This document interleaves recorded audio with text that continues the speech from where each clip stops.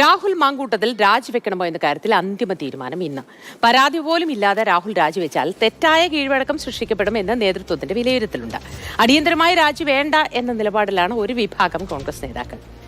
അമൽ തേനുംപറമ്പിൽ ചേരുന്നുണ്ട്, ഒപ്പം അഭിലാലും വിശദ വിവരങ്ങളുമായി നമുക്കൊപ്പം ചേരുന്നു. ആദ്യം അമൽ തേനുംപറമ്പിലേക്ക്.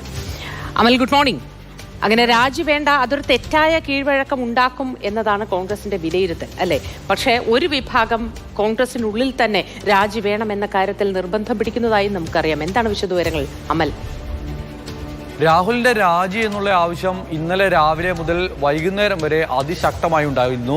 ഇന്നലെ വൈകുന്നേരത്തോടെ രാഹുൽ രാജിവെക്കും എന്നുള്ള ഒരു പ്രതീതിയും സൃഷ്ടിക്കപ്പെട്ടു. പക്ഷേ അതിനുശേഷം രാഹുൽ നടത്തിയ മാധ്യമങ്ങളെ കണ്ട സമയത്ത് ഒരു ഓഡിയോ സന്ദേശം പുറത്തുവിട്ടിരുന്നു. ആ ഓഡിയോ സന്ദേശത്തിൽ അവന്തികയുമായി ബന്ധപ്പെട്ട് ഉയർന്ന ആരോപണത്തിൽ താൻ നിരപരാധിയാണ് എന്ന് നേതാക്കളെ ബോധ്യപ്പെടുത്താൻ ഒരു ശ്രമം രാഹുൽ നടത്തിയിട്ടുണ്ട്. അതോടൊപ്പം തന്നെ മറ്റ് വിഷയങ്ങളിലും തനിക്ക് തൻ്റെ ഭാഗത്ത് തെറ്റുകളില്ല എന്ന് വിശദീകരിക്കാനുള്ള ഒരു അവസരം വേണം, അത് തെളിയിക്കാനുള്ള ഒരു അവസരം നൽകണം.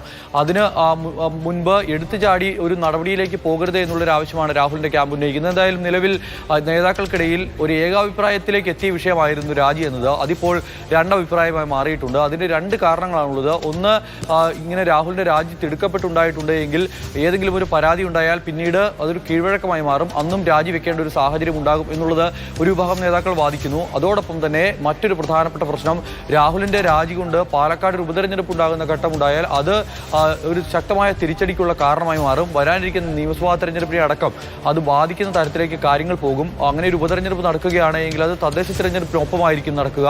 അത് കേരളത്തിലുടനീളമുള്ള തദ്ദേശ സ്ഥാപനങ്ങളിലേക്കുള്ള തെരഞ്ഞെടുപ്പിൽ പാർട്ടിയെ പ്രതികൂലമായി ബാധിക്കും എന്നുള്ള വിലയിരുത്തലാണ് ഒരു വിഭാഗം നേതാക്കൾക്കുള്ളത്. ഇന്നലെ രാത്രി വൈകിയും നേതാക്കൾ ആശയവിനിമയം നടത്തിയിരുന്നു. പക്ഷേ ആ ചർച്ചകളിലൊന്നും രാഹുലിന്റെ രാജി സംബന്ധിച്ച വിഷയത്തിൽ അന്തിമ ധാരണയിലേക്ക് എത്താൻ കഴിഞ്ഞിട്ടില്ല. ഇപ്പോഴും രാഹുലിന്റെ രാജി വേണമെന്ന ആവശ്യത്തിൽ ഉറച്ചു നിൽക്കുന്ന കുറെ അധികം നേതാക്കളുണ്ട്. അവർ പറയുന്ന കാര്യം, രാഹുൽ ഈ പറയുന്ന ഒരു ആരോപണവുമായി ബന്ധപ്പെട്ട് നടത്തിയ ഒരു പ്രതികരണം മാത്രം, അതുകൊണ്ട് മാത്രം രാഹുലിന്റെ രാജി എന്ന തീരുമാനത്തിൽ നിന്ന് മാറി നിൽക്കാനാവില്ല. മറ്റ് ആരോപണങ്ങൾ ഉയർന്നിരിക്കുന്നു. അതോടൊപ്പം തന്നെ ഇപ്പോൾ തന്നെ വന്നിരിക്കുന്ന 3 യുവതികൾ നടത്തിയിരിക്കുന്ന ഒരു യുവതിയുടെ ശബ്ദ സന്ദേശം പുറത്തു വന്നത്, ഗർഭചിത്രം അടക്കമുള്ള ഗുരുതര ആരോപണങ്ങളുമായുള്ള ഒരു ശബ്ദ സന്ദേശം അങ്ങനെ അന്തരീക്ഷത്തിൽ നിൽക്കുകയാണ്. അതോടൊപ്പം തന്നെ ഈ ഹണി നടത്തിയ വെളിപ്പെടുത്തൽ, അതോടൊപ്പം തന്നെ അതിനുശേഷം പിറ്റേ ദിവസം രാവിലെ വന്ന വെളിപ്പെടുത്തൽ, അങ്ങനെ 2 വെളിപ്പെടുത്തലുകൾ നിൽക്കുന്നു. അത് അവർ മാധ്യമങ്ങൾക്ക് മുന്നിൽ പരസ്യമായി പറഞ്ഞ കാര്യങ്ങളാണ്, റിനിയുടെ വെളിപ്പെടുത്തൽ, ഹണിയുടെ വെളിപ്പെടുത്തൽ. അപ്പോൾ അത്തരം വിഷയങ്ങളെല്ലാം നിൽക്കുമ്പോൾ ഈ ഒരു കാര്യം മാത്രം ചൂണ്ടിക്കാട്ടി രാഹുലിന്റെ രാജി ഒഴിവാക്കാനാകില്ല എന്നുള്ള നിലപാട് സ്വീകരിക്കുകയാണ് ഒരു വിഭാഗം നേതാക്കൾ. മാത്രമല്ല ഇനിയും തെളിവുകൾ പുറത്തു വരില്ല എന്ന് എന്തുറപ്പാണ് എന്നുള്ളതാണ് ആ നേതാക്കൾ ചോദിക്കുന്നത്. ഇന്നത്തെ ദിവസം വളരെ നിർണായകമാണ് രാഹുലിനെ സംബന്ധിച്ച്. നേതാക്കൾക്കിടയിൽ ഒരു ധാരണയുണ്ടാകും, അതിനുശേഷം നടപടി എന്തെന്നുള്ള കാര്യം ആലോചിക്കും. 2 നടപടികളാണ് പരിശോധിക്കുന്നത്. ഈ പറയുന്ന ഘടകങ്ങൾ മാത്രമാണോ? മറ്റൊന്ന്, ഈ മുകേഷ് വിഷയമൊക്കെ വന്നപ്പോൾ party secretary M V Govindan പറഞ്ഞ ഒരു കാര്യമുണ്ട്, ഇനി നിയമ നടപടികൾക്ക് ശേഷം കുറ്റക്കാരനല്ല എന്ന് വന്നാൽ MLA സ്ഥാനം തിരികെ കിട്ടുമോ എന്ന് ചോദിച്ച ഒരു ചോദ്യമുണ്ട്. എന്ന് പറഞ്ഞതുപോലെ ബദലിന് ബദൽ എന്നതുപോലെ ഒരു നീക്കം കോൺഗ്രസിന്റെ ഭാഗത്തു നിന്നുണ്ടോ?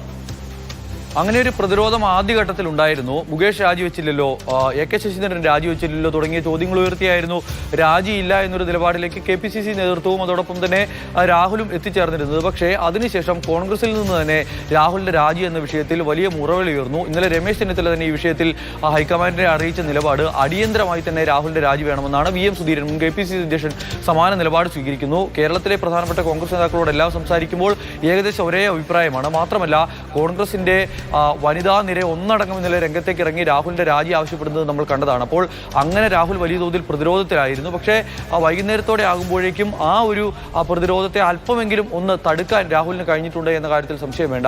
രാജി എന്ന തീരുമാനം നീട്ടിക്കൊണ്ടു പോകാനെങ്കിലും രാഹുലിന്റെ ഇന്നലത്തെ മാധ്യമങ്ങളോടുള്ള പ്രതികരണം കാരണമായിട്ടുണ്ട്. ഇന്നെന്തായാലും ഒരു അന്തിമ തീരുമാനത്തിലേക്ക് എത്തും. ഇന്ന് നേതാക്കളുമായുള്ള കൂടിയാലോചന ഒരു അന്തിമ ഘട്ടത്തിലേക്ക് എത്തി.